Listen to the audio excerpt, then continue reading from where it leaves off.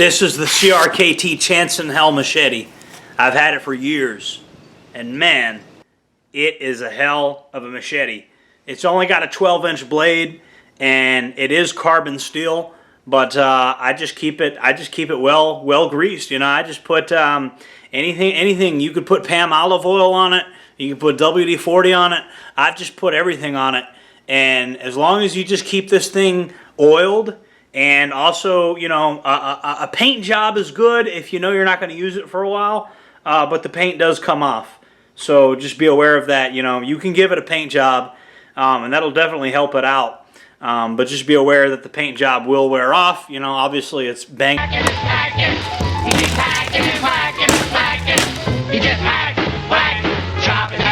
And clanging, and all the paint's going to wear off of it. But this paint job is done surprisingly good.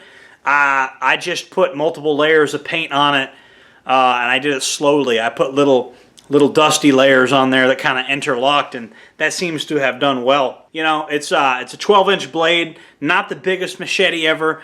The shape of the blade is very no nonsense. It's very straight, which would probably make it good for fighting. The balance on it is amazing, and it's like a miniature sword. It's got good balance. So you could definitely use it for fighting if you had to, but let's face it, 99% of the time, it's not going to be used for fighting. It's going to be used for clearing brush. So what happens out here, and I didn't get it on camera because it was this morning, the oak scrub and the kudzu gets to be ridiculous out here. The kudzu and the oak scrub like intertwines to make this big, dense, thick thing, right? But it starts to get too close to my fence. And I don't like having my fence to where you can't see the perimeter. Like, I like having a walkable perimeter.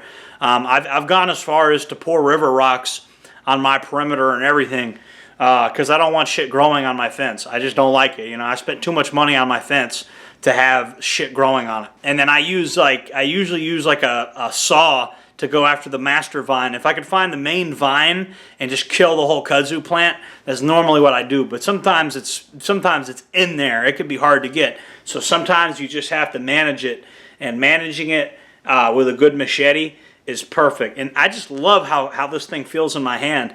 And you know, the best thing about it, you think this thing is very expensive. No, it's not. It just looks very expensive because I painted it and the paint looks really cool.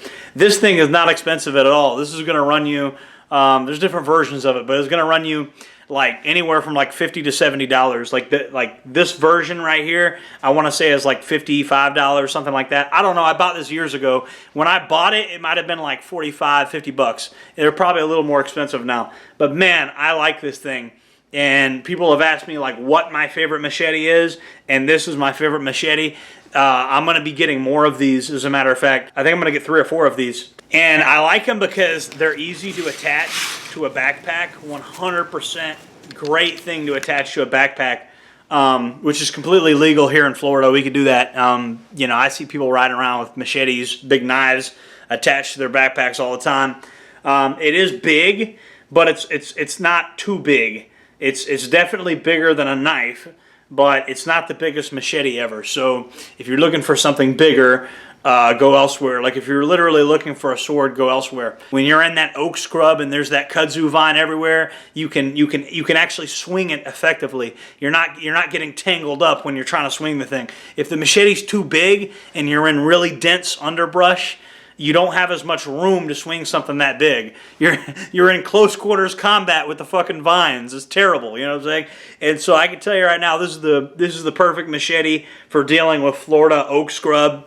I tested it specifically on dogwood. I had a dogwood tree that I had cut down, and dogwood is such hard wood.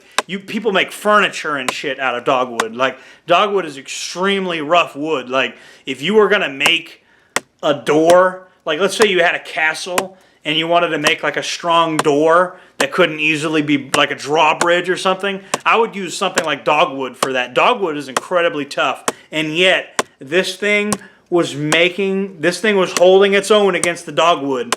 Very, very tough wood. This thing was, you know, and it's not an axe.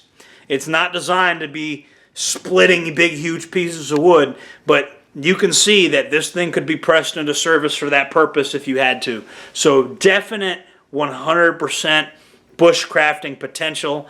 You know, I'm not huge on using a machete for batoning wood when you could just use a hatchet, but if you have to bring one tool out in the woods, I do prefer the machete over the hatchet. And you can baton wood with this 100%.